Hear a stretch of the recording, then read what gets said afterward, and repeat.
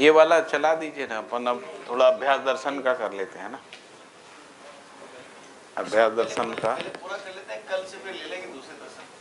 नहीं अभी ये हो गया, अभी 3 अध्याय हो गए ना, आज 3 हो गए। ये इसको लाइन से पूरा कर लेते हैं फ्लो के अंदर में, और फिर वो ले लेंगे।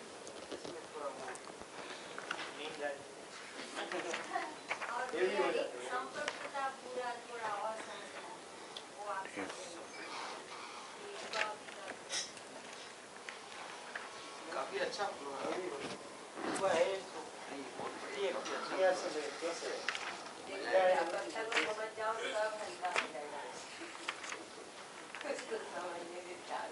हमारा प्रस्ताव है कि फ्लो के अंदर में बहुत अच्छा लग रहा है, कर लिया जाए। ऐसे ब्रह्मानुभूति की महसूसियत हो रही है। अभी क्या है, कई लोग चले गए हैं ना, तो कुछ कम दिख रहे हैं ना। नहीं, वो आ जाएंगे, इधर ही है, इधर ही सबका पड़ा हुआ।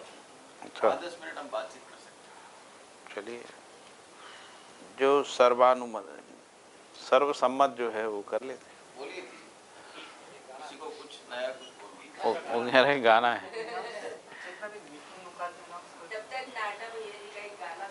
वो कह रहे गाना है, तो उनसे कहिए ना, सुनाइए आप। आज तो और कुछ सुनाइए। मैं तो गाँव में सब लोग यहाँ रहेंगे नहीं। तब फिर ऐसा दुस्साहस नहीं करते। और कोई गाने के शौकीन लोग आगे आए।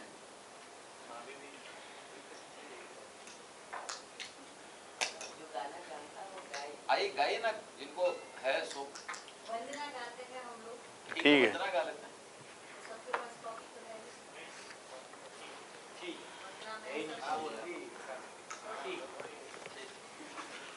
एक आगे बोलेंगे तो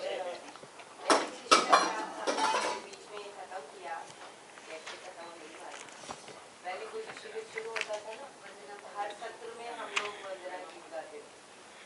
मतलब प्रारंभ हुआ, फिर जैसे लंच ब्रेक हुआ, तो फिर वंदना गीत से शुरू करते।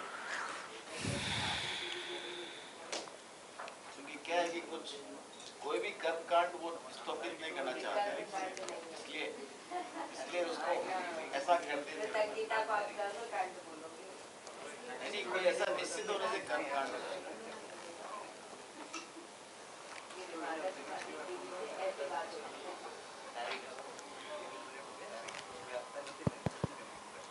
वंदना वंदना वंदना के सहज स्वरों से प्रेरकों की वंदना,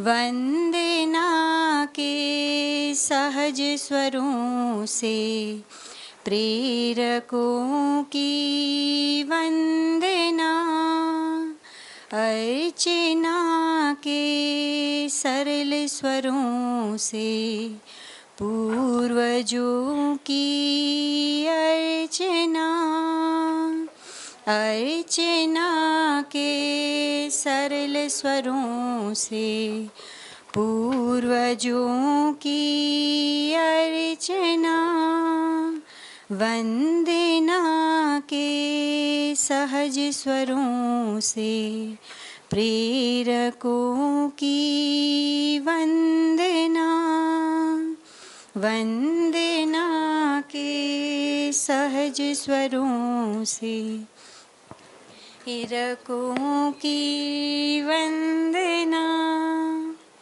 पथ मिला जिनसे हमें है न्याय का और धर्म का, पथ मिला जिनसे हमें है न्याय का और धर्म का, सत्यता के अनुभवों से प्रेरणा मिली, प्रेरणा सत्यता के अनुभवों से प्रेरणा मिली, प्रेरणा अर्चना के सरल स्वरों से पूर्वजों की अर्चना, अर्चना के सरल स्वरों से पूर्वजों की अर्चना, वंदना के सहज स्वरों से प्रेरकों की वंदना, वंदना के सहज स्वरों से प्रेरकों की वंदना, पूर्वजों की कामनाएं फल रही सच हो रही, पूर्वजों की कामनाएं फल रही सच हो रही, जी रहे हैं सुख से वंशज, है रही यही कामना, जी रहे हैं सुख से वंशज, है रही यही कामना, अर्चना के सरल स्वरों से पूर्वजों की अर्चना, अर्चना के सरल स्वरों से पूर्वजों की अर्चना, वंदना के सहज स्वरों से प्रेरकों की वंदना, वंदना के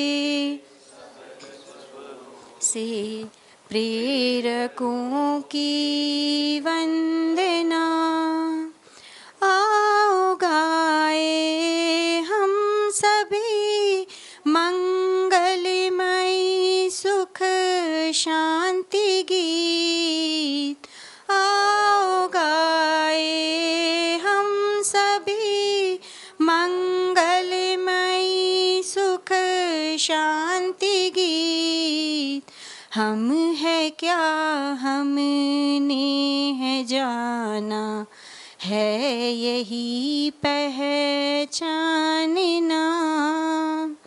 हम है क्या हमने है जाना, है यही पहचानना,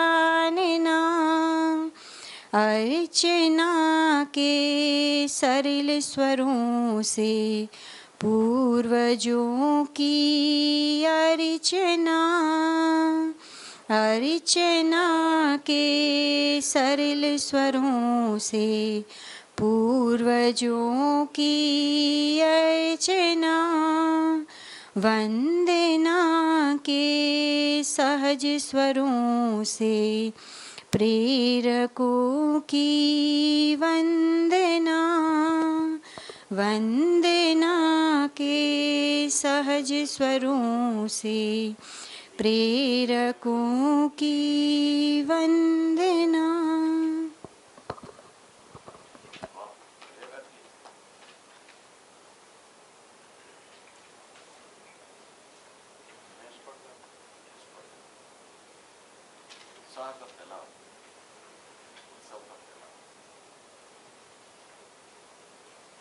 तो फिर क्या निश्चित रहा?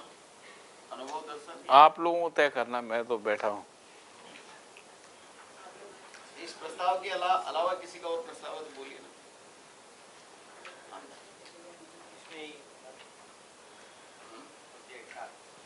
हाँ, अच्छा, चले पढ़ा जाए। ज्ञान अवस्था में सभी मानव का आद्यांत इष्ट ब्रह्मानुभूति ही है।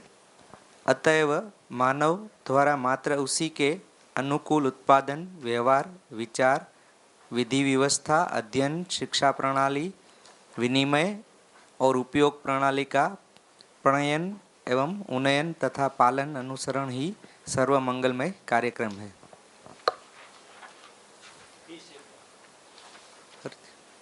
ज्ञान अवस्था में सभी मानव का आद्यांत इष्ट ब्रह्मानुभूति ही है। अतएव मानव द्वारा मात्र उसी के अनुकूल उत्पादन, व्यवहार, विचार, विधि व्यवस्था, अध्ययन, शिक्षा प्रणाली, विनिमय और उपयोग प्रणाली का प्रणयन एवं उन्नयन तथा पालन अनुसरण ही सर्व मंगलमय कार्यक्रम है। जड़ क्रिया का अंतिम परिणाम चैतन्य, चैतन्य का अंतिम विकास ज्ञानुभूति ही है। परिणाम गुणात्मक जागृति ज्ञान। परिणाम ही जड़ प्रकृति में उत्पत्ति, स्थिति एवं प्रलय के रूप में परिलक्षित है। चैतन्य प्रकृति में विचार, गुणात्मक परिवर्तन एवं परिमार्जन दृष्टव्य है। प्रत्येक उत्पत्ति के पूर्व उसकी स्थिति भिन्न थी, इसलिए सामयिक विवेचना के उपरांत अनंत स्थितियों में रूप, गुण, स्वभाव और धर्म के आधार पर वैविध्यता की स्थिति स्पष्ट है।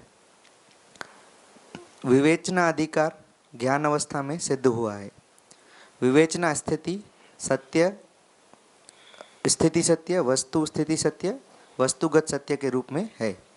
विवेचना का मात्र रूप, गुण, स्वभाव और धर्म सहज ही है। उत्पत्ति, स्थिति और प्रलय की गणना केवल भौतिक एवं रासायनिक परिणाम व परिवर्तन की सीमावर्ती है, जो मरणशील है, अर्थात अग्रिम परिणाम भावी है। चैतन्य ज्ञानात्मा में अनुभव, सीमावर्ती क्षमता पूर्ण होने की संभावना है। साथ ही उसके योग्य परिमार्जनशील चेतना, विकास मूल्य शिक्षा भी प्रसिद्ध है। हाँ, जड़ क्रिया का अंतिम परिणाम चैतन्य, चैतन्य का अंतिम विकास जागृति, ज्ञानुभूति ही है। परिणाम ही जड़ प्रकृति से में उत्पत्ति, स्थिति एवं प्रलय के रूप में परिलक्षित है। चैतन्य प्रकृति में विचार, गुणात्मक परिवर्तन एवं परिमार्जन दृष्टव्य है। प्रत्येक उत्पत्ति के पूर्व उसकी स्थिति भिन्न थी, इसलिए सामयिक विवेचना के उपरांत अनंत स्थितियों में रूप, गुण, स्वभाव और धर्म के आधार पर वैविध्यता की स्थिति स्पष्ट है।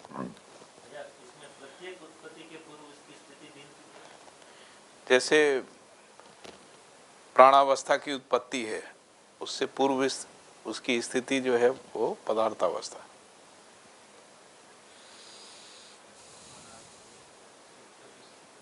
जीवावस्था है, उससे पूर्व की स्थिति प्राणावस्था है।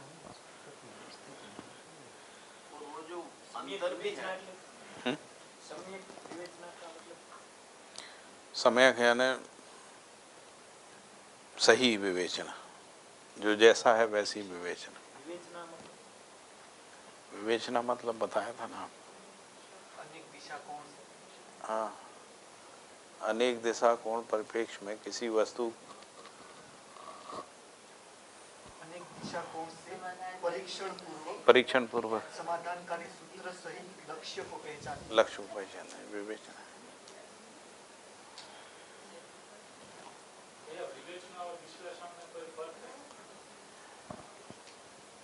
विश्लेषण में लक्ष्य की पहचान नहीं है ना।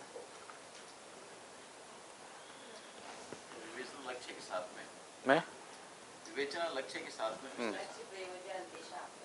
लक्ष्य, प्रयोजन, दिशा, गंतव्य आदि के रूप में। विश्लेषण मतलब है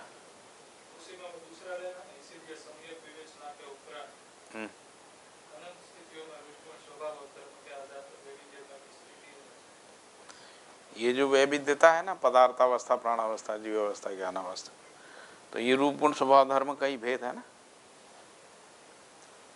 मतलब सम्यक विवेचना के अलावा ये सब विविधता है, ऐसा बोल। अगर सम्यक विवेचना नहीं है तो इस स्थिति में नहीं, सम्यक विवेचना के उपरांत ये पता लगता है कि ऐसा है, वैविध्यता है। हाँ, करने से पता। विवेचना के उपरांत अनंत स्थितियों में रूप, गुण, स्वभाव, धर्म का आधार वैविध्य होता। अनंत स्थिति क्यों लिखा है 4 अवस्था में? क्योंकि हर अवस्था में अलग अलग रूप, गुण वाली चीज़ें मिल जाती हैं, इसलिए विविधता वो भी है, वही केवल अवस्था की नहीं, अवस्थाओं के अंदर में भी जो विविधताएं हैं। रूप गुण की विविधता जो है।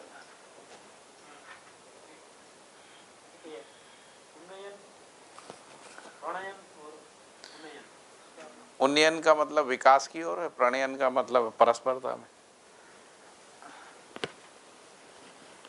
संबंध पूर्वक, किसी को संबंध में समझना और विकास में समझना। प्रणय संबंध बोलते हैं ना, शादी को प्रणय संबंध भी बोलते हैं। प्रणयन की है उन्नति की ओर गति, उन्नयन।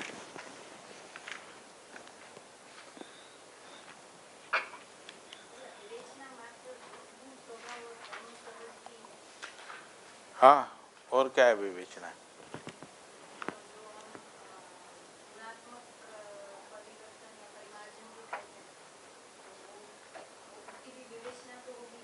वही तो स्वभाव धर्म की विवेचना। हाँ, स्वभाव परिवर्तन है ना, स्वभाव जैसे धीरता वीरता उदारता से दया कृपा करना, ऐसा। स्थान कोण के आधार पर विश्लेषण नहीं होता है स्थान कोण दिशा के आधार पर विश्लेषण होता है। विश्लेषण का मतलब होता है किसी वस्तु में तुलन विधि से वास्तविकता को देखना है। सारा विश्लेषण तुलन पूर्वक होता है ना। जैसे एक वही विवेचना ही विवेचना कैसा लिखा है? हाँ, विवेचना का मतलब विश्लेषण। पढ़िए पढ़िए। विवेचना पूर्वक उसका परिभाषा लिखा है, लक्ष्य को पहचानना, विश्लेषण सहित स्पष्ट करना। हाँ, विश्लेषण सहित स्पष्ट करना, उसका मतलब विवेचना। तो विवेचना विश्लेषण से आगे की क्रिया है ना। विवेचना विश्लेषण, केवल विश्लेषण विवेचना नहीं। लक्ष्य। हाँ, विश्लेषण का और देख लीजिए।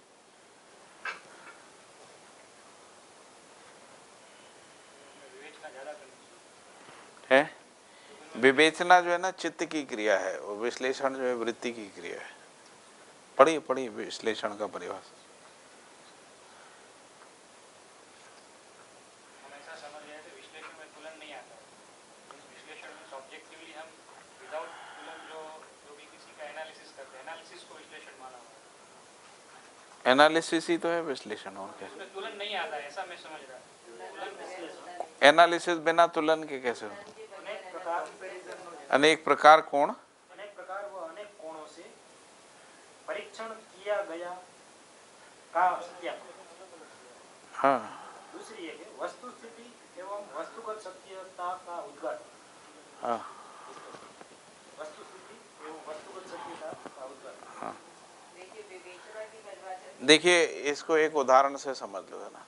पहले सुनीता बोले, फिर मैं। विवेचना की परिभाषा है अनेक दृष्टिकोण से परीक्षण पूर्वक, अनेक दृष्टिकोण मतलब तुलन में, अनेक दृष्टिकोण से परीक्षण पूर्वक समाधानकारी सूत्र सहित लक्ष्य को पहचानना, है ना। लक्ष्य को पहचानना या प्रयोजन को जो पहचाना वो विवेचना है, उसकी विवेचना है। और विश्लेषण के परिभाषा में अनेक कोणों से किया गया परीक्षण चलो। हाँ, जैसे हम कपड़े का विश्लेषण करेंगे तो क्या करेंगे? उसका कलर, थ्रेड, फैब्रिक, डिजाइन, सिलाई, कीमत आदि ये सब विश्लेषण से पता लगता। लेकिन विश्लेषण से प्रयोजन नहीं पता लगता। प्रयोजन, लक्ष्य, पर्पस, ये विवेचना है ना। ये जितनी भी चीजें हैं ये कंपैरिजन में पता लगती हैं। जैसे कलर किसी की सापेक्षता में ही पता लगता है ना। डिजाइन किसी दूसरी डिजाइन की सापेक्षता में पता लगती है। पर्पस किसी सापेक्षता में पता नहीं लगता है।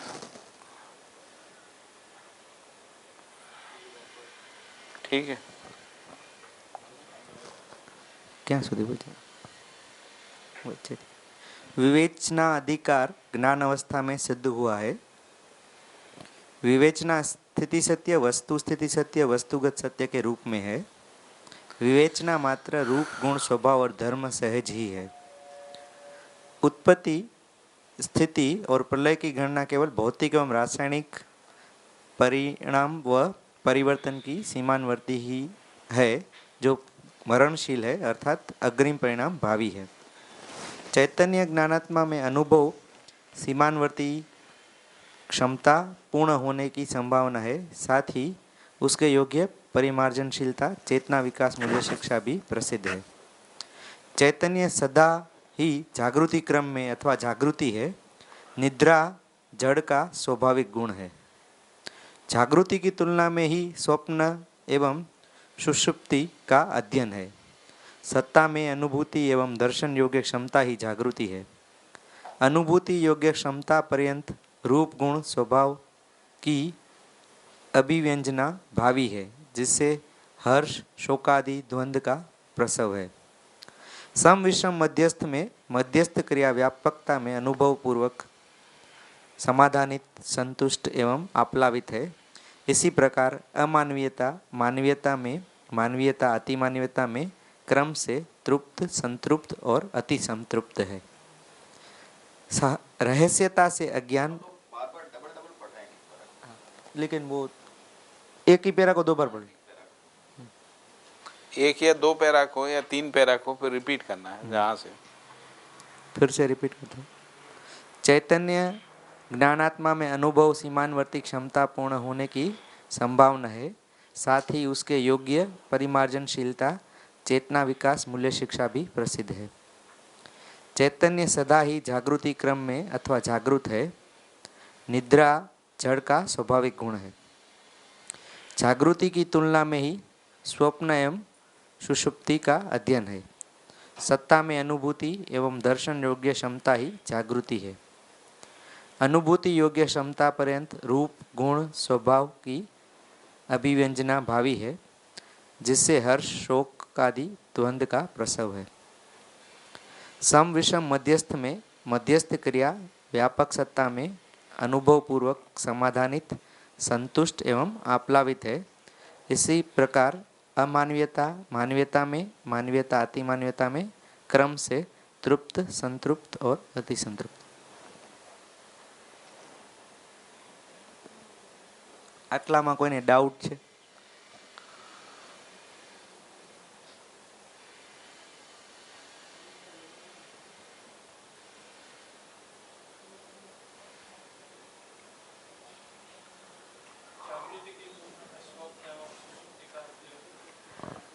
भ्रमित भ्रमित स्थिति जो है, भ्रांत स्थिति, वो सुसुप्ति है। भ्रांता भ्रांत स्वप्न है और जागृति है। जागृति के कंपैरिजन में ही पता लगता है। तो इसलिए जागृत आदमी के समक्ष या सानिध्य में ही अजागृति पता लगती है, उसकी यह समीक्षा होती है। सुसुप्ति मतलब, सुसुप्ति का मतलब भ्रांत स्थिति, भ्रांत स्थिति है ना। और स्वप्न का मतलब भ्रांता भ्रांत स्थिति। स्वप्न में पता लगता है हम जगे भी हैं या जगे नहीं भी हैं, ऐसा लगा है ना।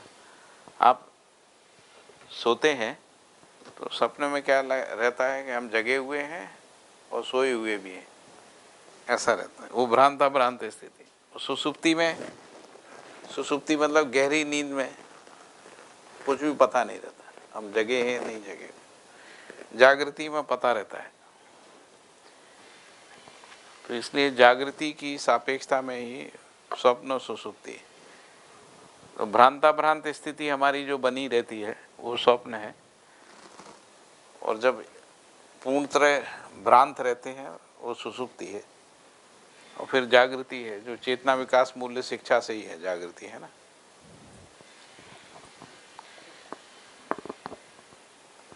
तो यही क्रम है, सुसुप्ति से स्वप्न, स्वप्न से जागृति। नहीं स्पष्ट हुआ?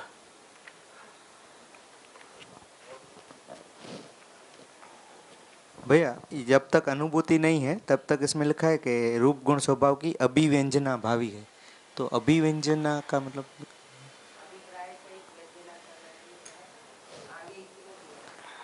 जिससे हर्ष और शोक मीन्स उससे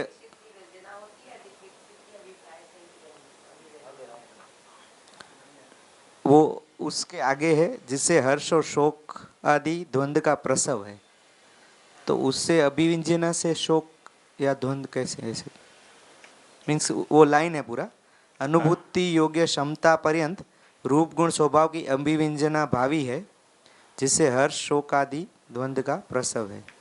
मीन्स जब तक उसकी अभिव्यंजना नहीं है तब तक वो शोक और द्वंद्व ऐसा। हाँ, जैसे ही धर्म हो जाता है ना फिर वो नहीं होता, फिर हर्ष ही शोक आदि द्वंद्व का प्रसव नहीं होता। तो भैया इसमें अनुभूति योग्य क्षमता पर्यंत वो धर्म क्यों नहीं लिया है? धर्म क्या सिर्फ अनुभूति योग्य क्षमता पर्यंत मतलब जब तक अनुभूति नहीं हो जाती उससे पहले तक। तो धर्म बाद में ही अनुभूति में ही समझ में आएगा। हाँ, तो कल जैसे एक वो टॉपिक पे हमारी बात हो रही थी, जैसे पदार्थावस्था का धर्म है अस्तित्व। हाँ, तो तब ऐसी चर्चा हुई थी ना कि वो तो दिखता ही है, उसमें अनुभूति तक। हाँ, उसका भाषाभास तो रहता ही है ना, प्रतीति भी रहती है, भाषाभास तो रहता है ना। तो चारों अवस्था का हमें ऐसे भी समझ में आता ही है ना। हाँ, तो वो अनुभूति के बाद ही, अनुभूति के बाद उसकी निरंतरता पता लग जाती स्वभाव भी अनुभूति में है। स्वभाव भी अनुभूति स्वभाव है क्या हो गया? निरंतरता में मैंने ये बोला था निरंतरता का पता नहीं रहता है, भाषाभास तो रहती है। फिर भैया अनुभूति होने के बाद वो हमेशा निरंतर याद रहता ही है कि हाँ। इसका धर्म यही है ऐसा। भाई जैसे मेरा अपना होना, मेरा अपना अस्तित्व है ना, तो मेरा अपना अस्तित्व है ये तो हमको स्वीकार ही रहता है, ये ठहरता नहीं है, कभी ऊपर नीचे होता रहता है। कभी हम इसको मान लेते हैं हम हैं, अब किसी माने तो रहते हैं है ना, कभी शरीर मान लेते हैं, कभी मन मान लेते हैं, कभी इंद्रिय मान लेते हैं, ऐसा कुछ ना कुछ के रूप में हम अपने होने को माने रहते हैं, उस रूप में भास रहता है ऐसा। अब ये क्या होता है कि जब अनुभूति होती है तो हमारा अपना होना स्थिर हो जाता है, फिर कोई कन्फ्यूज़न नहीं, फिर असंदिग्धता हो जाती है ना, हमको अपने होने की असंदिग्धता हो जाती है। इसी को मैं कह रहा था, भाषाभास है, यदि भाषी नहीं तो अध्ययन काहे के करें? हम हैं इसीलिए हम अध्ययन करते मैं का। यदि मान लीजिए हम हैं ही नहीं तो पहले तो यही समझाने में बहुत साल लग जाएंगे कि नहीं आप हो। ऐसा कोई मिलता नहीं जो ये कहे मैं नहीं हूँ, हर आदमी यही कहता नहीं मैं हूँ, तो इसीलिए मैं का अध्ययन शुरू हो जाता। देखिए इसमें ना एक लाइन बहुत अच्छे से वो लिखी हुई अपने है, को स्वीकारे हुए थे इसीलिए मिलने आए थे है ना। अनुभव पर्यंत परिमार्जन है ना। नहीं तो तो भाषा इसलिए जब बनती तक नहीं। अनुभव नहीं हुआ है हमको, जैसे अभी इतना हम ये बता रहे हैं ना, या हम बता रहे हैं जितना भी बता पा रहे हैं, पर अभी ऐसा हम मुक्त हो गए हैं पूरी तरह से, ऐसी स्थिति नहीं है, मतलब अभी अनुभव नहीं हुआ है। तो हमको अधिक विकसित, हमको समझ में आता है कि हमको वहाँ पहुँचना है। दर्शन से पहले तो हमको कल्पना भी नहीं आता था कहाँ पहुँचना। तो अधिक विकसित जो है वो हमको व्यंजित होता है हमारी जो द्वंद्व वगैरह होता है उसमें, कि यदि ये नहीं आए तो हमको कैसे पता लगेगा कि हम पूर्णता को पहुँचे कि नहीं पहुँचे। तो ये होना, द्वंद्व होना या शोक होना, हर्ष होना, इससे हमको पता चलता है कि अभी हम कहाँ पहुँचे हैं, यात्रा कहाँ पहुँची है ना। तो उससे फिर आगे के लिए गति प्रयास है। यदि यही नहीं पता चलेगा तो कैसे गति और प्रयास रहेगा, ऐसा मैं समझती हूँ। ये भी जागृत के पास पता लगता है। हम लोगों के शिविर में कई लोग आ जाते हैं ऐसे, हमको कोई दुख नहीं है, हमारे पास सब कुछ है, कपड़ा लत्ता, खाना पीना, गाड़ी, नौकरी, यश, पैसा, सब कुछ है, सब जान। शिविर करके 2-3 दिन में पता लगता नहीं दुख है, पता नहीं। तो जागृत के सानिध्य में ही पता लगता है, अपनी समीक्षा हो पाती है ना, उससे कम में नहीं हो पाती। तो बाबा के पास भी आते थे, बाबा को बोलते थे आपको क्या आता है, ऐसे बोलते थे। कई बाबा पे भी दया करते थे, आपका मकान बना दूं कई क्या? बाबा को समझने आते थे, उनको समझाने लगते थे। हाँ। नहीं नहीं आप ऐसे बोल रहे, ये नहीं ऐसा है बाबा। बाबा कहते थे ठीक है, इसको जांच के देख लेते हैं कैसा है। हाँ, वो कई कई वर्ष तक बाबा के साथ रहे, उनको कुछ समझ में आया नहीं। तो वो बाबा के, उनके लिए तो बाबा वैसे ही थे ना, केवल जो बाबा का व्यवहार था वो केवल बाबा ज्यादा पढ़े लिखे नहीं है, आकर्षित करता उनको था। भाषा नहीं आती है, हम बता देते हैं इसको ऐसा कर लो महाराज, ऐसा।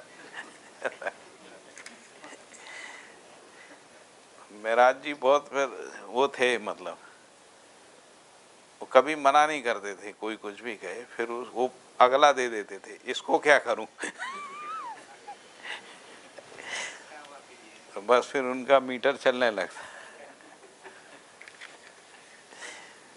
कई संस्कृत के विद्वान आ गए ना, बस बाबा 5 शब्द दे देते थे, इसको कैसा वेदांत में बताया है, 1 2 3 4 5। अब वो इशारा लगा, महीने भर घूम रहा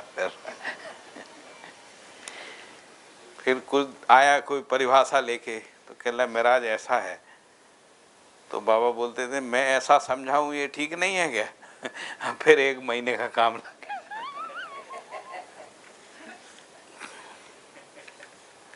हमारे एक मित्र थे, वो साधु थे, वो शंकराचार्य आश्रम में रहते थे, अभी उनकी मृत्यु हो गई, मुंबई के पास होते। वो संस्कृत और संगीत के अच्छे विद्वान थे। तो वो अमरकंटक ही चले, बाबा जी के पास आए, और उनका शंकराचार्य आश्रम में अच्छा संबंध था, तो वहीं रहते थे शंकराचार्य, स्वरूपानंद जी का आश्रम है। तो बस वो बाबा जी के पास आ जाते थे। उनको मराठी भी अच्छी आती थी, हिंदी संस्कृत भी अच्छी थी उनकी। तो बाबा जी के साथ वो तो बताते, उन्हीं ने बताया हमको, बस महाराज जी के पास जाओ तो 4-5 शब्द दे देते, तो हम उसको देखते रहते थे, खोजते रहते। फिर जाके गए तो फिर महाराज जी कहते थे हम ऐसा समझाऊं ये ठीक है क्या?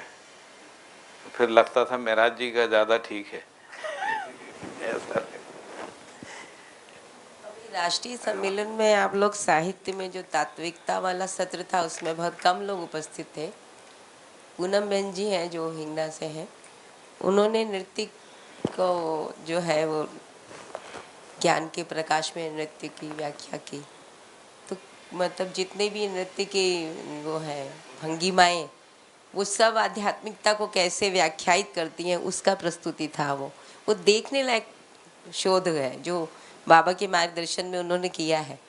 तो जब वो खड़ी हुई और उन्होंने बोलना शुरू किया तो मैंने तो पूरा सेशन में उनको डिस्टर्ब भी नहीं किया, मैंने इनको पूरा बोलने ही दिया जाए। देखा जाएगा, आधा घंटा सेशन बढ़ेगा तो बढ़ेगा। बहुत ही सुंदर प्रस्तुति थी। मतलब जिन चीज़ों को हम लोगों ने अपने मनोरंजन की वस्तु बना लिया था वो ज्ञान के अर्थ में कितने कैसे हैं इसको बाबा से समझना बड़ी बात थी। मतलब मैं तो उस दिन पहली बार देखा कि कैसे बाबा जी ने संगीत को, नृत्य को भी ज्ञान के अर्थ में व्याख्यायित किया है। अद्भुत अद्भुत है।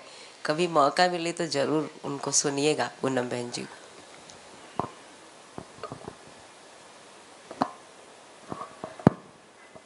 आगे पढ़े।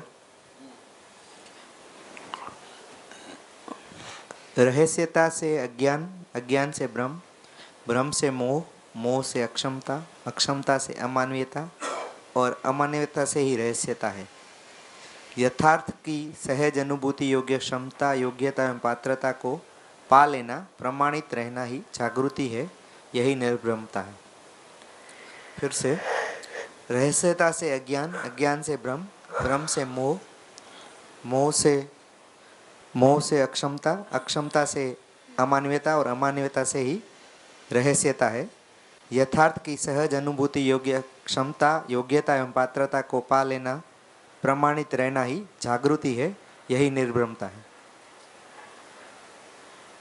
कल परसों हम बात कर रहे थे तब यथार्थता, वास्तविकता और सत्यता का टॉपिक रह गया। हाँ, वापिस इसके ऊपर यथार्थता, वास्तविकता और सत्यता। इसी में लिखा हुआ है। तो मैंने ये कहा था वास्तविकता का मतलब है रूप गुण सामरस्यता, है ना। अब देखिए इसमें वास्तविकता में लिखा है सह अस्तित्व में विकास क्रम विकास, जागृति क्रम जागृति और जागृति पूर्ण अभिव्यक्ति, समझदार मानव परंपरा, इसको कह रहे हैं। ये शुरुआत में जो मध्यस्थ दर्शन के मूल तत्व है ना, मध्यस्थ दर्शन के मूल तत्व, इसको पढ़ाने भी वास्तविकता। वास्तविकता का मतलब है रूप गुण के आधार पे देखना, है ना। तो अस्तित्व सह अस्तित्व है, विकास क्रम विकास है, जागृति क्रम जागृति पूर्व अभिव्यक्तियाँ हैं, जो समझदार मानव परंपरा, इतना ही जो वास्तविकता है। फिर जिसमें जो है वो यथार्थता है ना। तो ब्रह्म सत्य है, जगत शाश्वत है, तो ब्रह्म सत्य में जगत को देखना है ना। फिर ब्रह्म व्यापक वस्तु है, जीवन पुंज अनेक है, तो ब्रह्म एक व्यापक वस्तु है, जीवन पुंज जिसमें जो है ना। फिर जीवन पुंज में जो है, तो जीवन पुंज में अभिवाज्य आत्मा बुद्धि चित्त वृत्ति मन है ना। फिर जीवन और शरीर के संयुक्त रूप में मानव है। तो जो मानव कह रहे हैं, मानव में क्या है, तो जीवन और शरीर है। जीवन में क्या है, तो जीवन में आत्मा बुद्धि चित्त वृत्ति मन, ऐसा है। फिर ईश्वर व्यापक और देवता अनेक हैं इस रूप। मानव जाति एक, कर्म अनेक है, भूमि एक, राज्य अनेक है, धर्म एक, समाधान अनेक है, जीवन नित्य, जन्म मृत्यु एक घटना है, ऐसा है। उसका कंपैरिजन समझ में नहीं आता, यथार्थता कौन सा है, वास्तविकता कौन सा, सत्यता कौन सा, समझ मैंने बताया ना, जिसमें जो है ऐसा देखना, जिसमें जो है। हाँ, तो सह अस्तित्व में विकास क्रम विकास भी तो जो है वही देखा, कहाँ देखा, जागृति है वही तो देखा। हाँ जो वास्तविकता का डेफिनेशन है यहाँ पे लिखा हुआ है, हाँ, वो भी तो उसमें है, वही तो देखा। कहाँ देखा उसमें? सह अस्तित्व में क्या है, दो वस्तुएं, कहाँ देखी? जो विकास क्रम विकास, सह अस्तित्व में विकास देख रहे हैं, वो एक में ही देख रहे हैं, एक में दूसरा नहीं देख रहे हैं ना। जो सह अस्तित्व है उसमें विकास क्रम विकास है, जागृति क्रम जागृति है। क्या हो गया? वास्तविकता है, हाँ, वो यथार्थता जिसमें जो है, जिसमें जो है। वास्तविकता में सिर्फ रूप और गुण देखेंगे। हाँ, और जो सत्यता है, जिसको मैंने कहा था कि जब सामरस्यता में देखना, चारों को सामरस्यता में देखना, तो सत्ता में संप्रक्त प्रकृति ही सृष्टि है, इस रूप में देखना। संप्रक्तता में देखना शुरू हुआ अभी, है ना। प्रकृति ही नियति है, नियति ही व्यवस्था है, व्यवस्था ही विकास एवं जागृति, विकास जागृति ही सृष्टि है, ऐसा। फिर नियम ही न्याय है, न्याय ही धर्म है, धर्म ही सत्य है, सत्य ही ऐश्वर्य है, ऐश्वर्यानुभूति आनंद है, आनंद ही जीवन है, जीवन में ही नित्य है, ऐसा। भ्रमित मानव कर्म करते समय स्वतंत्र, फल भोगते समय परतंत्र है। जागृत मानव कर्म करते समय, फल भोगते समय स्वतंत्र है, ये सत्यता है। पूरा देखने का क्या अलग अलग पद है, यथार्थता वास्तविकता सत्यता, स्पष्ट नहीं हो रहा है। ये क्रम से ही दिखता है। सबसे पहले विकास क्रम विकास ही पहचानने में आता है, उसके बाद यथार्थता पहचानने में आती है, फिर सत्यता पहचानने में आती है। इसका एक सीक्वेंस है। अध्ययन भी ऐसे ही होता है। अध्ययन करते समय पहले वास्तविकता का अध्ययन होता है रूप गुण के रूप में, इसके बाद रूप गुण धर्म स्वभाव का होता है, फिर रूप गुण स्वभाव धर्म का होता है। ऐसा जिसमें जो है वो देखना, इसका मतलब हम दो रेफरेंस में देख रहे हैं, एक क्रिया को और एक क्रिया शून्य को ऐसा साथ में देखना, वो यथार्थ है। वो ठीक है क्या? ठीक है। वो तो इसमें भी देख रहे हैं सत्यता में। सत्यता में कहाँ देखा? सत्ता में संप्रक्त प्रकृति की सृष्टि है। हाँ, क्रिया और क्रिया शून्य को साथ में देखा। कहाँ देखा? सत्ता में संप्रक्त सृष्टि की बात कर रहे हैं ना, सृष्टि एकत्व हो गया ना सृष्टि। अभी यहाँ कह रहे हैं कि ब्रह्म सत्य जगह शाश्वत है, ये दो हो गए। यहाँ सत्ता में संप्रक्त सृष्टि, सत्ता में संप्रक्त प्रकृति ही सृष्टि है, एकत्व हो गए।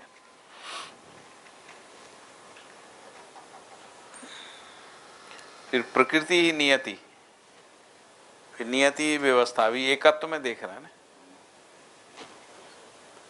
और व्यवस्था ही विकास और जागृति, विकास और जागृति ही सृष्टि, ये पूरा एकत्व है। इधर वास्तविकता में तो ये लिखा है सहस्तित्व में विकास क्रम विकास, जागृति क्रम जागृति। यहाँ पे भी तो विकास और जागृति दोनों को देख रहे हैं वास्तविकता में। हाँ, सत्यता में भी अंतर समझ में नहीं आ रहा है। एज ए होल देखते हैं। एज ए होल देखते हैं, वो सत्यता है।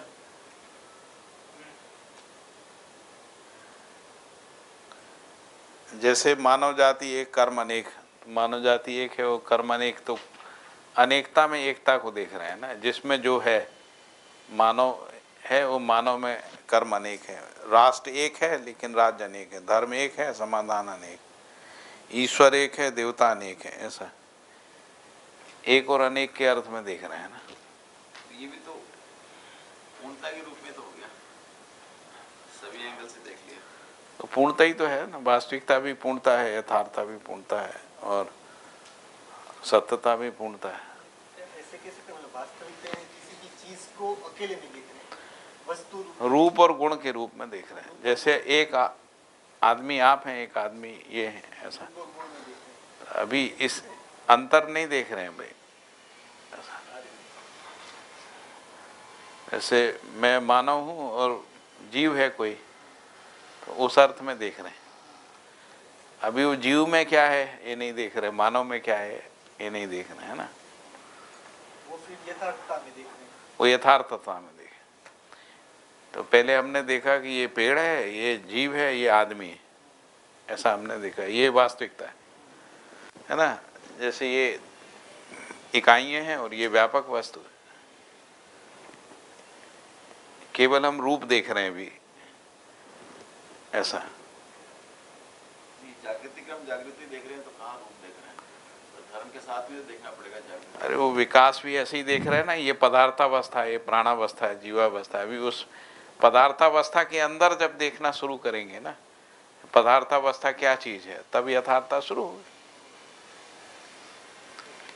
में एक एक को देखना, फिर जब उसमें व्यवस्था को देखेंगे तब वो सत्यता हो जाएगी।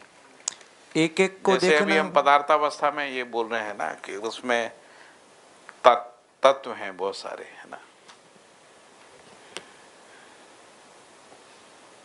ऐसा। फिर तत्व क्या चीज है, तो फिर उसको और अंदर देखेंगे जाके। फिर इसके बाद उसमें संगठन को देखेंगे, स्वभाव को देखना शुरू करेंगे, है ना, तब वो यथार्थता का होगा।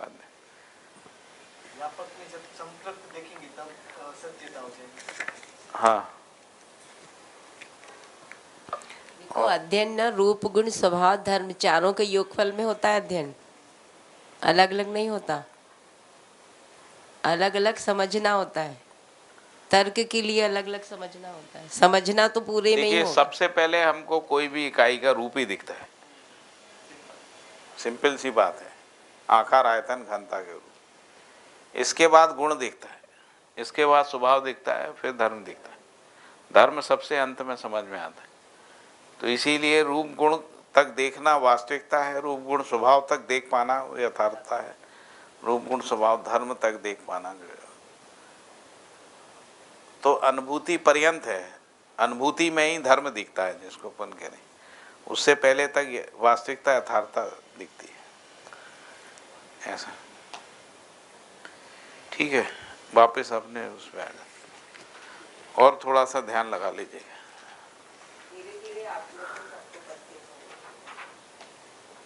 यथार्थता की, यथार्थ की अनुभूति। यहाँ पे यथार्थता नहीं है, यथार्थ है ना। यथार्थ की अनुभूति हो।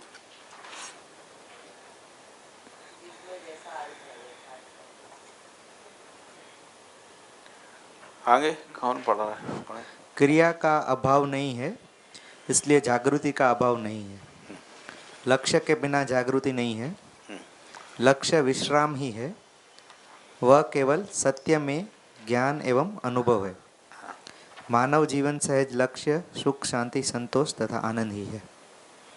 फिर से, क्रिया का अभाव नहीं है, इसलिए जागृति का अभाव नहीं है। लक्ष्य के बिना जागृति नहीं है। लक्ष्य विश्राम ही है, वह केवल सत्य में ज्ञान एवं अनुभव है। मानव जीवन सहज लक्ष्य सुख शांति संतोष तथा आनंद ही है।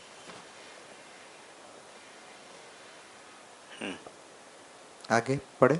हाँ, रूप और गुण के योग फल में विषम। ये क्रिया का अभाव नहीं है, इसलिए जागृति का अभाव नहीं है।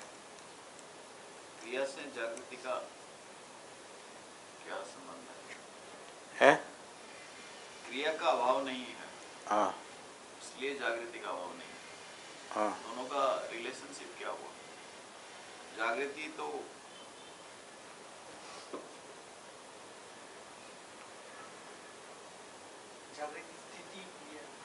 क्रिया से आगे की जो समझ है, हाँ। उसके अंदर में जागृति है। जब हम व्यापक को क्रिया से साथ में खाली क्रिया को देखते हैं तो जागृति होती नहीं है।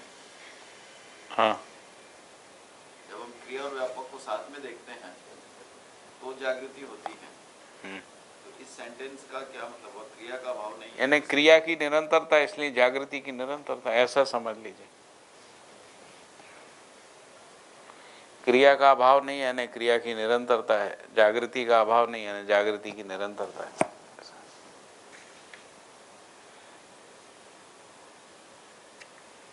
अनुभव भी क्रिया के माध्यम से नहीं है। क्रिया अनुभव क्रिया है ना। आगे बढ़िए। रूप और गुण के योगफल में विषम, रूप गुण स्वभाव के योगफल में सम, रूप गुण स्वभाव धर्म के योगफल में मध्यस्थ प्रतिष्ठित है। यही प्रकृति की संपूर्ण प्रतिष्ठा है। यही रासायनिक एवं भौतिक सीमा में उद्भव विभव प्रलय को तथा चैतन्य अवस्था में गठन पूर्णता क्रियापूर्णता और आचरण पूर्णता को सिद्ध किया है। इकाई ये कैसे है? रूप और गुण के योगफल में विषम। वही पढ़ाएगा। क्योंकि रूप गुण परिवर्तनशील है। हाँ, रूप और गुण के योगफल में विषम, रूप गुण स्वभाव के योगफल में सम, रूप गुण स्वभाव धर्म के योगफल में मध्यस्थ प्रतिष्ठा है। यही प्रकृति की संपूर्ण प्रतिष्ठा है। यही रासायनिक एवं भौतिक सीमा में उद्भव विभव प्रलय को तथा चैतन्य अवस्था में गठन पूर्णता क्रियापूर्णता और आचरण पूर्णता को सिद्ध किया है। इकाई क्लियर नहीं हुआ। रूप और गुण के योगफल में विषम, रूप गुण और स्वभाव के योगफल में सम, हाँ, रूप गुण और स्वभाव धर्म के योगफल में मध्यस्थ प्रतिष्ठा है। तीन प्रकार के जो गुण है ना उसको बताया है कि रूप तो विषम सम और मध्यस्थ। तो मध्यस्थ का मतलब है धर्म ही मध्यस्थ है, इसलिए धर्म के बिना मध्यस्थ नहीं है ना। स्वभाव के बिना जो है वो सम क्रिया नहीं, ऐसा। स्वभाव के अनुरूप हो जाना। हाँ, और केवल रूप और गुण के आधार पे केवल विषम पकड़ में आएगा। कोई एग्जाम्पल के साथ में?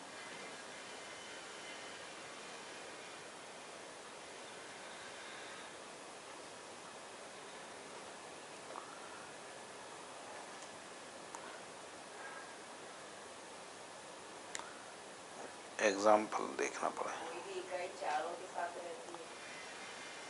रूप गुण स्वभाव धर्म सबके साथ ही रहती है। देखिए, मतलब जिसको हम लोग भ्रम और अज्ञान कह रहे हैं ना, वही विषम है। यदि हम इसको जीवन में समझें तो हम किसी भी क्रिया में केवल उसके रूप और गुण से समझते हैं, है ना, तो भ्रम मुक्ति नहीं है, ऐसा है। स्वभाव के साथ ही उसमें कुछ स्थिरता पहचानने में आती, धर्म के साथ उसकी मौलिकता पहचानने में आती है, ऐसा। रूप में निरंतरता नहीं। अगर किसी मानव का सिर्फ रूप और गुण ही देखते हैं तो वो थोड़े टाइम चलेगा, फिर निरंतरता नहीं है। परिवर्तनशील है रूप गुण। फिर स्वभाव अगर देखते हैं तो थोड़ा ज्यादा, और धर्म जब पहचान में आता है तो निरंतरता। पूरी मौलिकता के साथ उसकी स्थिति हो जाती जैसे अभी शरीर के आधार पर मानव अपने को पहचानता है ना, तो रूप ही तो देखता है। और शरीर के गुणों के आधार पर, इंद्रिय संवेदनाओं के आधार पर वो अपने को पहचानता है। तो हम सब विषम क्रिया करते हैं, कहाँ हमारे में संतुलन है ना। तो जब स्वभाव देखते हैं तो वो न्याय चाहता है, धर्म चाहता है इस रूप में।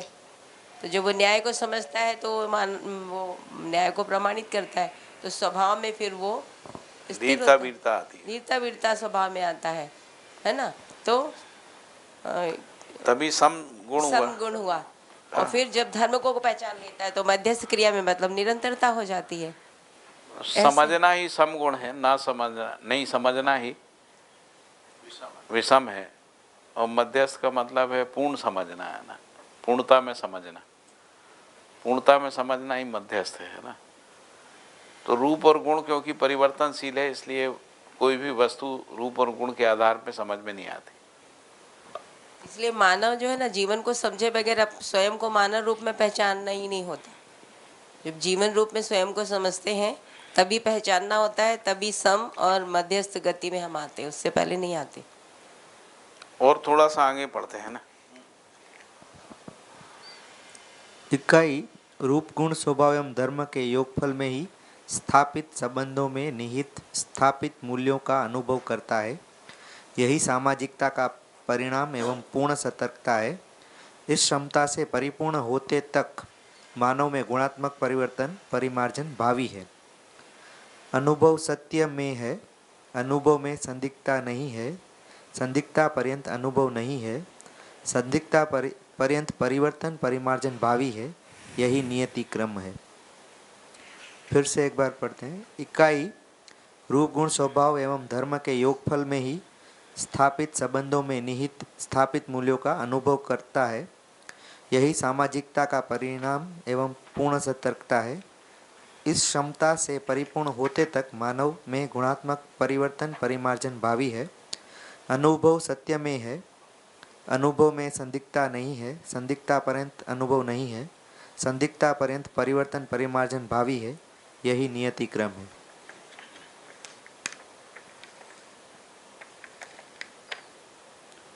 आगे सृष्टि में पाए जाने वाले तिरोभाव, भाव, अभाव, परिणाम, परिपाक संबंध, ज्ञान, योग्य क्षमता, योग्यता, पात्रता की अपूर्णता ही माया है। वातावरण स्थित वस्तु स्थिति संकेत ग्रहण योग्यता व्यापक में स्थित ज्ञान क्षमता इकाई में जागृति पर आधारित है। ऐसी क्षमता की अपूर्णता तक वैविध्यता है, फलतः अमान्यता का अभाव नहीं है। अभिव्यंजना की पूर्ण ग्रहण क्रिया या वस्तु स्थिति वत्ता की पूर्ण स्वीकृति ही अनुभूति है। वातावरणस्थ वस्तु स्थिति संकेत ग्रहण योग्यता व्यापक में स्थिति ज्ञान क्षमता इकाई के जागृति पर आधारित है। ऐसी क्षमता की अपूर्णता तक वैविध्यता है, फलतः अमानवीयता का अभाव नहीं है। अभिव्यंजना की पूर्ण ग्रहण क्रिया या वस्तु स्थिति वत्ता की पूर्ण स्वीकृति ही अनुभूति है।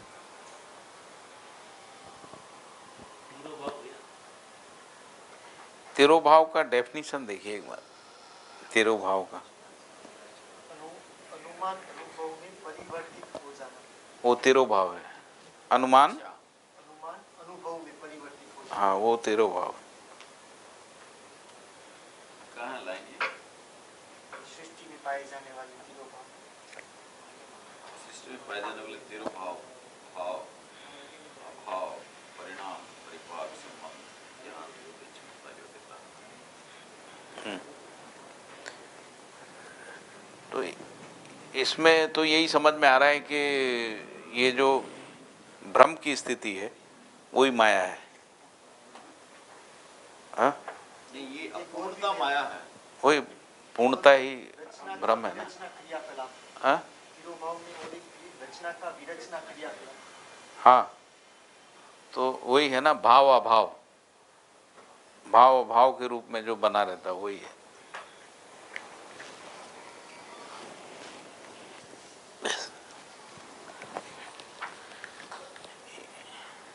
जब तक भाव की निरंतरता नहीं है ना, वो जो स्थिति है वही माया है जिसको माया जो है परंपरा का शब्द है, उसको वो यहाँ पे समझाने मतलब अद्वैत दर्शन की रोशनी में समझा रहे हैं। जो परिवर्तनशीलता है हाँ, वो माया परिपाक संबंध, जो अभाव है, भाव है, परिणाम परिपाक है, ऐसा।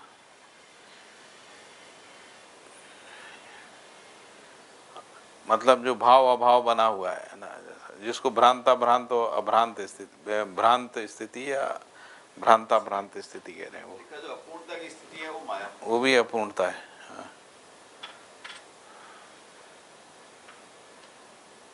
उसके बाद उसकी निरंतरता है, जागृति की निरंतरता, माया नहीं है।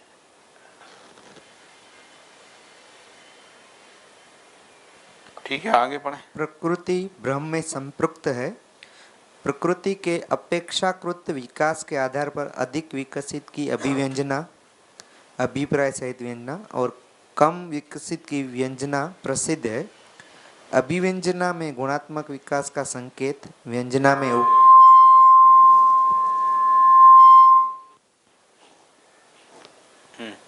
व्यंजना में उपयोगिता का संकेत है। अभ्युदय प्राय, अभ्युदय जैसा ही अभिप्राय है जिसमें अभ्युदय का भास या आभास होना आवश्यक है। प्रकृति ब्रह्म में संपृक्त है। प्रकृति की अपेक्षाकृत विकास के आधार पर अधिक विकसित की अभिव्यंजना और कम विकसित की व्यंजना प्रसिद्ध है। अभिव्यंजना में गुणात्मक विकास का संकेत, व्यंजना में उपयोगिता का संकेत है। अभ्युदय प्राय, अभ्युदय जैसा ही अभिप्राय है जिसमें अभ्युदय का भास या आभास होना आवश्यक है। तो जागृति पूर्वक अभिव्यंजना है, उससे पूर्व व्यंजना है ना, ऐसा।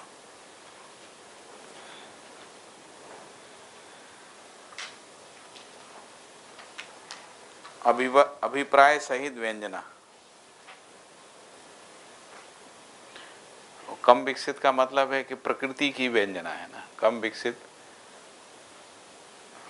है, चैतन्य से कम विकसित प्रकृति है, जड़ प्रकृति, उसकी व्यंजना। और जो ज्यादा विकसित है वो अभिप्राय सहित वो अभिव्यंजना। हर परिणाम अपने में एक यथास्थिति होने रहने से मानव जागृत अवस्था में सृष्टि की नित्यता एवं परिणामशीलता का, स्वप्न अवस्था अनिश्चित कल्पना में उसकी अनियत्यता एवं क्षणभंगुरता का, सुषुप्ति में स्वयं की जड़ता का भास, आभास एवं अनुमान करता है।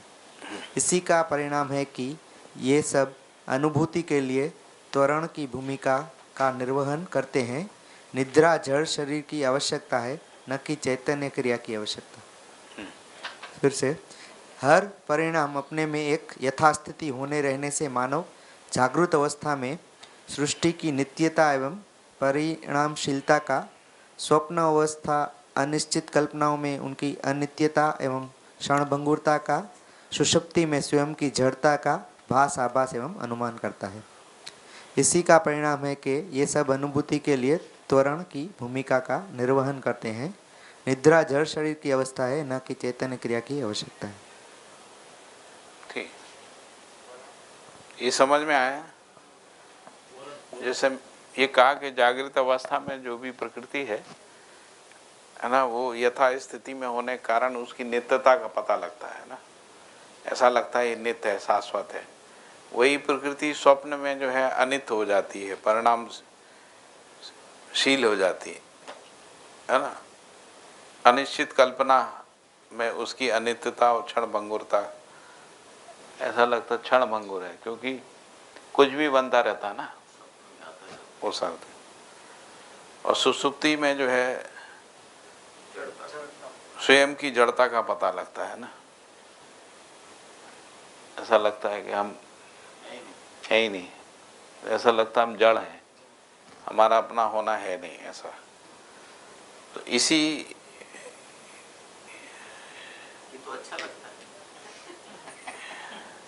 है। जड़ता का भास आभास और अनुमान करता है ना, इसीलिए कई लोग ऐसा मान लेते हैं कि हम जड़ ही हैं, ऐसा मान लेते निरंतरता नहीं रहती ना। हैं, क्योंकि लौट के आ जाते हैं, इसलिए इसी का परिणाम है कि अनुभूति के लिए त्वरण की भूमिका, और ये सब के कारण से ही उसके अंदर जागृति के लिए जो है वो त्वरण की क्रिया है, त्वरण की भूमिका निर्वहन कर। इसीलिए मानव जाति आदि काल से जो है ना अपने होने को पहचानने के लिए प्रयास कर रही है ना? यही वाला लॉजिक लेके जो है ब्रह्म सत जगत मिथ्या को बोला गया है ना, क्योंकि स्वप्नावस्था में जो है ये शाश्वत जगत जो है वो उसका अस्तित्व नहीं रहता है, और निद्रा में बिल्कुल नहीं रहता है ना। तो इसीलिए उन्होंने कहा कि निद्रा की अवस्था में उसका अस्तित्व ही नहीं, इसलिए मिथ्या है, और इसीलिए उसको माया बोल दिया ना, ये माया है या मिथ्या है, ऐसा बोल दिया। तो इसलिए ऊपर माया को उन्होंने बताया कि जो पूर्णता को समझने की अयोग्यता वही माया है ना, यानी जो भ्रम की स्थिति है वो माया है, लेकिन पूर्णता को जागृति में समझा जा सकता है ना। फिर ये बता दिया कि ये जो तीनों का अंतर बता दिया है, जागृत सुषुप्ति और स्वप्न सुषुप्ति। आगे हाँ, फिर एक हाँ हाँ, फिर इसके बाद लिखा कि निद्रा क्योंकि जड़ शरीर की आवश्यकता ना कि चैतन्य की है ना। ठीक है। संपूर्ण प्रकृति ब्रह्म में अनुप्राणित होना रहना पाई जाती है, अस्तु उसकी अनुभूति योग्य क्षमता योग्यता पात्रता से संपन्न होने तक आनंद की निरंतरता नहीं है। उसके लिए मानवीयतापूर्ण व्यवहार का अनुकरण अनुसरण तथा अति मानवीयता योग्य अभ्यास ही एकमात्र उपाय है। संपूर्ण प्रकृति ब्रह्म में अनुप्राणित होना रहना पाई जाती है, अस्तु उसकी अनुभूति योग्य क्षमता योग्यता पात्रता से संपन्न होने तक आनंद की निरंतरता नहीं है।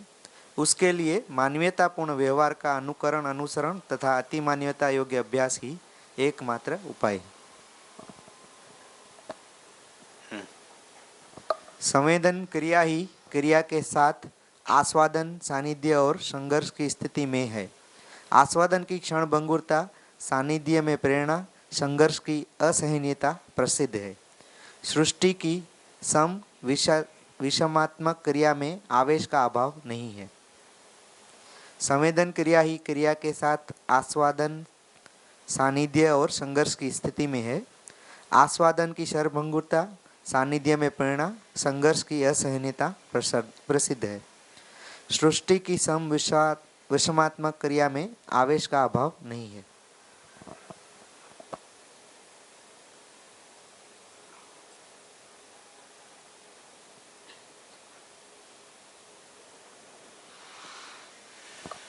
भैया ये संवेदन क्रिया ही क्रिया के साथ, इसका संवेदन क्रिया ही क्रिया के साथ ये तो बराबर, पण एटलू मीनिंग शू थाय है? ये इसका मीनिंग क्या होगा? संवेदन क्रिया ही क्रिया के साथ आस्वादन सानिध्य और संघर्ष की स्थिति में है। पहले केवल यहाँ तक पढ़ो, संवेदन क्रिया ही क्रिया के साथ आस्वादन, कोमा वो तो समझ में आ गया, लेकिन संवेदन क्रिया ही क्रिया के साथ उसका मीनिंग क्या होगा? हाँ, तो ये दो क्रियाओं की सानिध्यता में ही संवेदना है ना। संवेदन क्रिया और क्रिया ये दो अलग अलग क्रियाएं हैं। देखिए संवेदना क्या है, संवेदन क्रिया क्या है? तो शब्द स्पर्श रूप रस गंध जो है इंद्रियों में जाके संवेदित होते हैं ना, इंद्रियों में तो दो क्रियाएं हो गई ना, इंद्रिय क्रिया और जो शब्द स्पर्श प्रकृति की क्रिया, जिसको तन मात्रा बोलते हैं ना, संवेदना भी बोलते हैं उन्हीं को। तो इसलिए उसके साथ ही उसका आस्वादन है जब ये दोनों साथ में होंगे तभी आस्वादन होगा, है ना, और उसकी सानिध्यता भी है, ऐसा बोल। ये दो चीजें आपने जो बताई ना वो नहीं समझ में आया। एक तो इंद्रियां बताई आपने 5, एक इंद्रिय है और दूसरे शब्द स्पर्श रूप रसगंध है। वही तो इंद्रियां है ना। अरे वो इंद्रिय कैसे, इंद्रियों के विषय हैं वो। गुलाब जामुन अलग है और आपकी टेस्ट की इंद्री अलग है, दो अलग है। रस, रस जो है वो इंद्रिय है, गंध इंद्रिय है। रूप रस गंध हम बोलते हैं ना, इंद्रिय 5 की इंद्रिय। परिभाषा है इच्छा अनुसार द्रवित होने वाले अंग को इंद्रिय बोलते हैं। हाँ। ऐसा इंद्रिय की परिभाषा। तो घ्राण इंद्रिय है, और घ्राण इंद्रिय जो है कई प्रकार की गंधों को ग्रहण करता है ना। तो जो वस्तु रूप में है वो, और जो ग्रहण करने वाली, हाँ, means वो अब जो दोनों। गंध है वो क्रिया है अपने आप में, है ना। उस क्रिया को ग्रहण करने वाला जो अंग है ना, उसको इंद्रिय वो इंद्रिय है। ये दो क्रियाओं की के से ही आस्वादन है। इन दोनों के सानिध्यता, इनकी सानिध्यता में सानिध्यता है और इनमें संघर्ष भी है। तो जो संघर्ष है वो असहनीयता है। जैसे शब्द की असहनीयता, गंध की असहनीयता, है ना, रूप की असहनीयता, स्वाद की असहनीयता, स्पर्श की असहनीयता, वो संघर्ष की स्थिति। और सानिध्यता है, सानिध्यता में प्रेरणा है, और आस्वादन में क्षणभंगुरता है। वो कह रहे हैं जो भी आस्वादन है इन सब का वो टेम्परेरी है।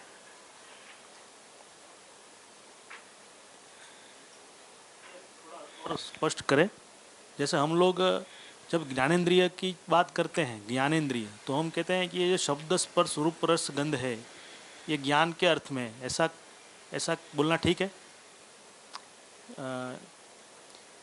किस तरह से इंद्रियों को परिभाषित करें? जैसे अभी आपने बताया है ना, तो जैसे अभी हम शब्द स्पर्श रूप रस गंध, ये 5 जो है ये ज्ञान के अर्थ में जब हम नियोजित करें तो ये ज्ञानेंद्रिय, ऐसा कहना ठीक? देखिए जो हम जो सांख्य दर्शन है वो कह रहा है कि पंच तत्व हैं, पृथ्वी जल वायु अग्नि और आकाश, है ना।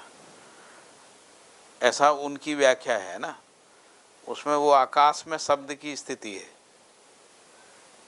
है ना। आकाश, वायु में शब्द भी है और स्पर्श है।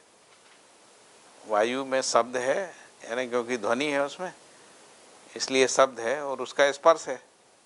स्पर्श ही वायु पहचानने में आती। फिर इसके बाद आता है अग्नि। अग्नि में शब्द भी है, स्पर्श भी है और रूप भी है, उसका एक रूप है अग्नि। फिर जल है, तो जल में शब्द भी है, बहता है तो आवाज़ करता, स्पर्श भी है और उसका रूप भी है और रस भी है ना। इसके बाद पृथ्वी है, उसमें शब्द है, स्पर्श है, रूप है, रस और गंध है, पांचों। इनको वो कहते हैं कि ये इनकी तन मात्रा है, मतलब जिससे ये पहचाने जाते हैं। जैसे पृथ्वी तत्व जो है इन पांचों तन मात्राओं से पहचाना जाए। पृथ्वी और जल में भेद करना है तो कैसे करेंगे? तो जल में गंध नहीं है, इसमें गंध है, तो इससे ये पृथ्वी तत्व है और जल तत्व है। अग्नि में जो है रस नहीं है ना। वायु में रूप नहीं है। इस आधार पे इनको पहचाने, तो जिससे जिसकी पहचान होती वही उसकी तन मात्रा है, मतलब जिससे वो पहचानने में आती। तो इस रूप में इनको तन मात्रा बोलते हैं, या कुछ लोग इसको संवेदना बोलते हैं। यही संवेदनाएं है ना। इन संवेदनाओं को ग्रहण करने वाले जो अंग हैं शरीर में वो इंद्रिय हैं। जैसे आँख है, आँख जो है रूप को, जैसे आग अग्नि में रूप है ऐसा कह रहे हैं, तो हर रूप जो है प्रकाश के साथ है, इसलिए वो अग्नि है ना। यदि मान लीजिए रूप में प्रकाश नहीं हो तो कोई रूप दिखेगा क्या? कोई भी आकार नहीं दिखेगा, है ना। तो इस आधार पे जो है ना आँख उसको देखती है, अलग अलग प्रकार के रूपों को। तो इसलिए आँख जो है एक इंद्रिय है, और उसका जो उसकी जो संवेदना है वो रूप है। रूप का मतलब आकार आयतन घनता है ना, इस आधार पर। तो आंख और रूप के सानिध्य में ही आस्वादन क्रिया है। कोई रूप अच्छा लगता है, कोई खराब लगता है, ऐसा है। कोई रूप खराब लगता है तो संघर्ष है, अच्छा नहीं है ना, असहनीय हो जाता। ऐसे ही स्वाद है, कोई स्वाद अच्छा नहीं लगता है, बहुत असहनीय हो जाता है। तो जो ग्रहण करता है हाँ। और वो तो दो क्रिया हो गई। और हाँ हाँ हम हाँ सर, ठीक बात है, मुझे भी हुआ, इसलिए मैं नहीं, मुझे थोड़ा आपका दूसरा ज्ञानेंद्रिय वाला जो प्रश्न था ना, हाँ ज्ञानेंद्रिय, अब इसके बाद क्या है ना, जो ये तो अंग है ना। हाँ इसके बाद हम तो मध्य दर्शन में ये भी कह रहे हैं कि जो इंद्रिय क्रियाकलाप है वो जीवन का ही है। हाँ क्योंकि अगर जीवन का नहीं होता तो मृत्यु के बाद भी क्रियाकलाप चलना चाहिए, तो वो होता नहीं। ठीक है। तो अब मध्यस्थ दर्शन की रोशनी में हम मान लो अब हमारे पास भाषा आई कि हमारे पास ज्ञानेंद्रियाँ भी हैं और कर्मेंद्रियाँ भी हैं। 5 ज्ञानेंद्रियाँ, 5 कर्मेंद्रियाँ, ठीक है। और अब ये जो इसको कैसे हम क्योंकि अब तो ये समझ में आया कि ये जीवन की बात कर रहे हैं हम, अभी जीवन है ना पूरा, तो ये समझने के अर्थ में ही है। सार, अगर सार निकाले पूरी बात का, तो ये सारे समझने के अर्थ में लगाना है। ठीक है, अब ऐसे सेटल कर सकते हैं पूरी बात। कल एक जो चैप्टर आया था ना, स्वागत और आस्वादन, ये दोनों का अंकुर रहता है। इसको अगर समझने की दिशा में लेते हैं तो वो ज्ञानेंद्रिय हो गई। अगर उसको आस्वादन के लिए वो हो जाता है तो आप उससे क्या बोलते हैं, जो अटक जाते हैं। देखिए, इसमें ना ये संवेदन शब्द जोड़ने से गड़बड़ हुई थोड़ा। पुरानी किताब में एक संवेदन शब्द नहीं है, उसमें लिखा है क्रिया ही क्रिया के साथ आस्वादन। मतलब जो क्रिया में नियम है हम उसको नहीं पहचान रहे। जैसे जीवन क्रियाएं जितनी भी हैं वो व्यापकता में ही मौलिकता के साथ रहती हैं, मतलब मूल्य में ही, संबंध में ही, है ना। तो ये चीज़ें अब हर क्रिया का जो नियम है उसके बगैर क्रिया यदि कर रहे हैं तो वो उसमें केवल आस्वादन रहता और कुछ नहीं रहता। तो इसलिए संघर्ष है। जैसे दोनों बातें हैं, है ना। एक स्थिति है जब क्रिया क्रिया के साथ आस्वादन में है ना, जैसा अभी उदाहरण दिया आप। एक है क्रिया क्रिया के आस्वादन में नहीं है, सानिध्य में। उस सानिध्य में है तब प्रेरणा है ना। और ये प्रेरणा दोनों प्रकार से, ताप दाव आदि की भी प्रेरणा है, आकर्षण विकर्षण की भी प्रेरणा है, जागृति की भी प्रेरणा है। वो सानिध्यता में, वहाँ आस्वादन नहीं है, प्रेरणा। और असहनीयता में संघर्ष है ना। जब कोई चीज असहनीय हो रही है उस स्थिति को संघर्ष कहते हैं। कोई भी क्रिया, एक क्रिया दूसरे के लिए असहनीय हो रही है ना, सहन करने लायक नहीं है, उस स्थिति में उसका जो बिहेवियर है वो कॉन्फ्लिक्ट में है, द्वंद्व में है, संघर्ष में है। और वो जो ज्ञानेंद्रियां बोला है ना, इन इंद्रियों के माध्यम से हमको ज्ञान होता है। किसका? नाक से खुशबू का ज्ञान होता है ना, आँख से रूप का, जीभ से रस का ज्ञान होता है। इसलिए उनको ज्ञानेंद्रियां बोला है ना। जैसे स्किन से हवा का पता, स्पर्श का ज्ञान होता है। तो स्पर्श जो है वो 2 इकाइयों के बीच ही पहचानने में आता है, इसलिए उनको ज्ञानेंद्रियां कहा है। कर्म इंद्रियों से उनको किया जाता है, ज्ञान इंद्रियों से समझा जाता है। और इसीलिए इन दोनों इंद्रियों के भेद से शरीर में 2 प्रकार का तंत्र होता है। एक होता है जिसको क्रियावाही बोलते हैं ना, क्रियावाही, और दूसरा होता है जिसको ज्ञानवाही तंत्र कहते हैं। तो ज्ञानवाही तंत्र जो है वो ब्रेन से तंत्रित रहता है। तो जो इंद्रियों की संवेदनाएं हैं, है ना, वो ज्ञानवाही तंत्र से ब्रेन तक पहुंचती है ना, ब्रेन में जाके वो वहाँ की प्राणवायु को तरंगित करती। उन प्राण से मन जो है संकेत ग्रहण करता है, और वो जो संकेत है वो कोडिंग है, प्रतिबिंबन क्रिया है, ऐसा। कर्म इंद्रिय, क्रियावाही तंत्र। और भैया, हम जब हापुड़ में साधन भैया के साथ ये किया अनुभव दर्शन का पठन, तब उन्होंने ऐसा इस पे ही ऐसा ही समझाया था कि जो संवेदन क्रिया यहाँ कहा गया है, तो संवेदन में पहचानना और निर्वाह करना क्रिया है, संज्ञानीयता में जानना मानना। तो उस तरह से भी इसको हम समझ सकते हैं। पहचान के सिर्फ निर्वाह करना, यही क्रिया संवेदनशीलता में है। ठीक है, आगे तो, सानिध्यता। हाँ। सानिध्यता को कैसे समझाए, और संघर्ष को कैसे पहचान? ये तो आस्वादन क्रिया आपने बोल दिया, अभी सानिध्य को, क्रिया क्रिया का सानिध्यता, उसको क्या बोले? जानना मानना।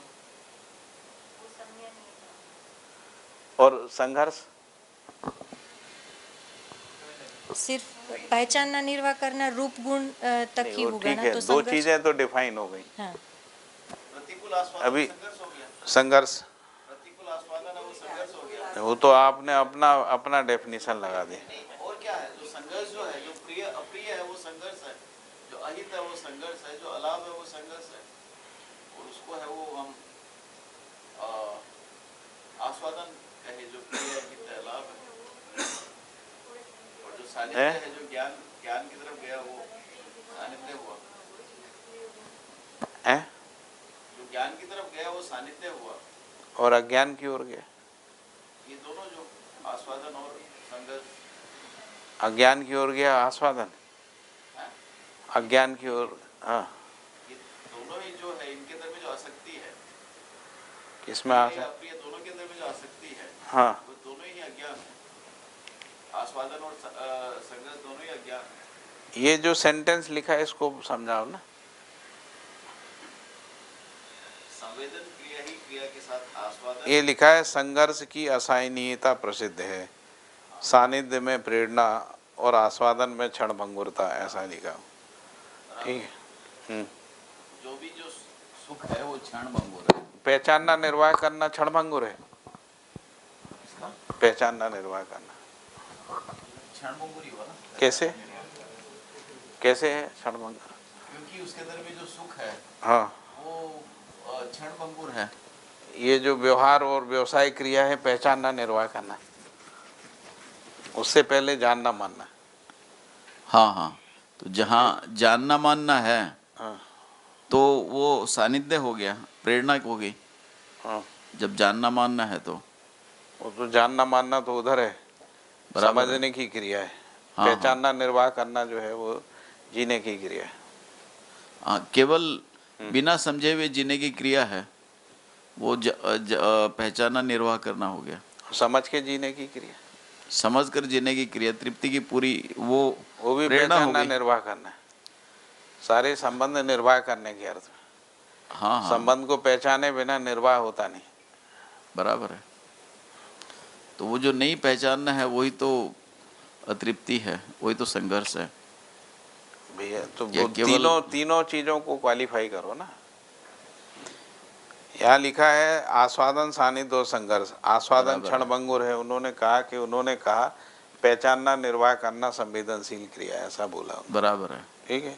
हाँ, हम ये कह रहे हैं कि मानव परंपरा में पहचानना निर्वाह करना निरंतर है जागृति में। नहीं तो कैसे वो संवेदनशील? निरंतर तो जितने भी जो आस्वादन है, हाँ, वो पहचानना निर्वाह करना तो है ही। क्यों लक्ष्य मूलक और मूल्य मूलक का आस्वादन कैसे, उनकी निरंतरता नहीं? हाँ, तो जो जब वो लक्ष्य मूलक और तो इसमें लिखा नहीं ना, वो यहाँ तो लिखा आस्वादन की क्षणभंगुरता। नहीं, तीनों चीजें हैं ना इसमें, जो तीनों चीजें लिखी है। संवेदन क्रिया ही क्रिया के साथ आस्वादन, फिर दूसरा सानिध्य और तीसरा संघर्ष। हाँ, ये तीन चीजें हैं। ठीक है। फिर ये तीनों को क्या है, आस्वादन की क्षणभंगुरता, सानिध्य में प्रेरणा, हाँ। संघर्ष की असहनीयता। तो वही सानिध्य में प्रेरणा को समझाई। जब हमने उसको उसके नियम न्याय को समझा तो वो प्रेरणा हो गई। किसके? जो पहले भी, जैसे कल जो चैप्टर 1 में जो था, नियम जो न्याय तो स्वागत क्रिया क्रिया नहीं है ना, क्रिया क्रिया के साथ बात चल रही है। है, क्रिया क्रिया के साथ की बात चल रही है, दो क्रियाओं के की बात हो रही है, अभी नियम की बात नहीं है। नहीं, जो दो क्रियाएं हैं तो क्रिया के साथ में जब हम उनको देखते हैं, जब नियम के साथ में देखते हैं तभी तो सानिध्य है भैया इसमें कहाँ लिखा है? तो अदरवाइज प्रेरणा नियम कैसे के होगी? साथ यदि आस्वादन देखेंगे, न्याय के साथ आस्वादन देखेंगे तो वो क्षणभंगुर नहीं है ना। हाँ तो नहीं है। जब हम न्याय के साथ देखेंगे यहाँ तो पर सानिध्य हो गया। यहाँ पर जो बात हो रही है ना, केवल क्रिया और क्रिया की बात हो रही है, क्रिया नियम के साथ नहीं हो रही बात। ये तो क्रिया तो नियम के साथ में ही होगी, उसको हम देख कैसे रहे हैं। अगर हम उसको केवल क्षणभंगुरता के रूप में देख रहे हैं तो वो आस्वादन है, जब हम उसको नियम के साथ देख रहे हैं तो सानिध्य है। नहीं है जब हम सानिध्य उसका भाई, तब भी वो प्रेरणा नहीं है, यही तो कह रहे हैं।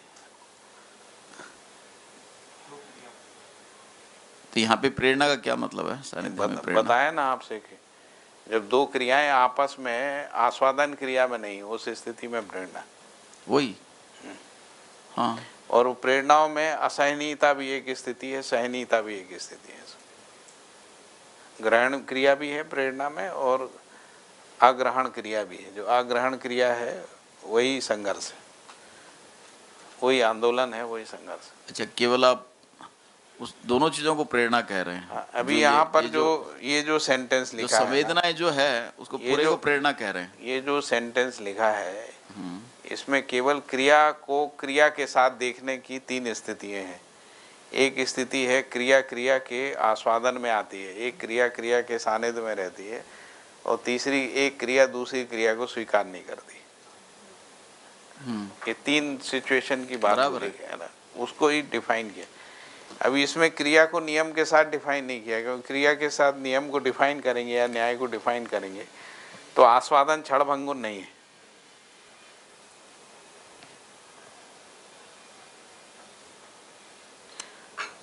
जैसे दो गलत लोगों के बीच में सानिध्य है तो उसमें गलती की प्रेरणा है, दो सही लोग हैं उनमें सही की प्रेरणा है।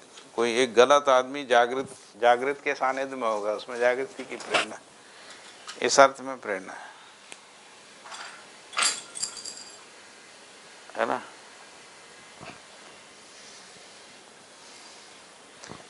तो अजागृति का सानिध्य जो है उसमें एक संघर्ष की स्थिति है, एक संघर्ष की स्थिति नहीं है ऐसा। इसीलिए उसको लिखा है कि असहनीयता है। तो इसलिए वो जो साधन भैया ने बोला था वो उन्हीं से पूछना पड़ेगा। यहाँ पर जो है संवेदनशीलता संज्ञानशीलता के अर्थ में नहीं है ये जो सेंटेंस है उसके अर्थ, यहाँ पे क्रिया क्रिया के अर्थ में वो समझा रहे हैं, है ना। दो क्रियाओं के बीच में आस्वादन क्रिया एक है, और जब क्रियाएं आस्वादन में नहीं है तब वो सानिध्य में है ना, उस स्थिति में सानिध्य में। और तीसरी स्थिति में जब एक क्रिया दूसरी क्रिया को स्वीकार नहीं कर रही है तो वो संघर्ष में। असहनीयता अस्वीकृति ही है ना। फिर आगे लिखा है सृष्टि में संविस्मात्मक क्रिया में आवेश का अभाव नहीं, इसीलिए आवेश है।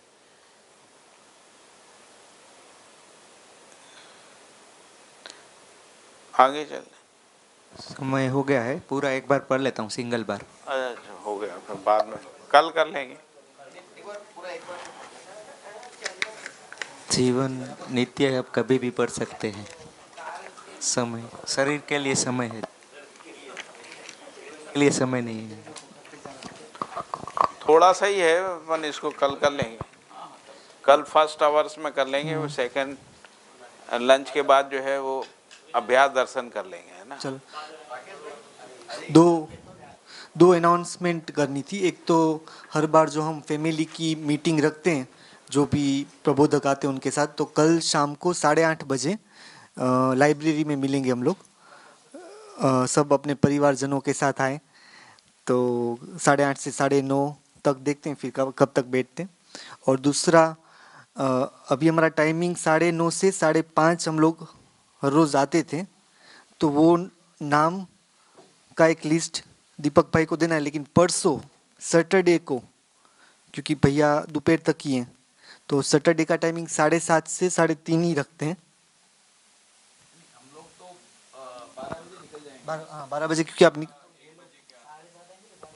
बजे ट्रेन है हमारी। इनका अपना ट्रेन है, इसलिए हम इंस्टीट्यूट मतलब, क्योंकि आप 1 बजे 12:30 बजे तक चले जाएंगे तो हम लोग भी फिर 3:30 बजे तक का टाइमिंग ही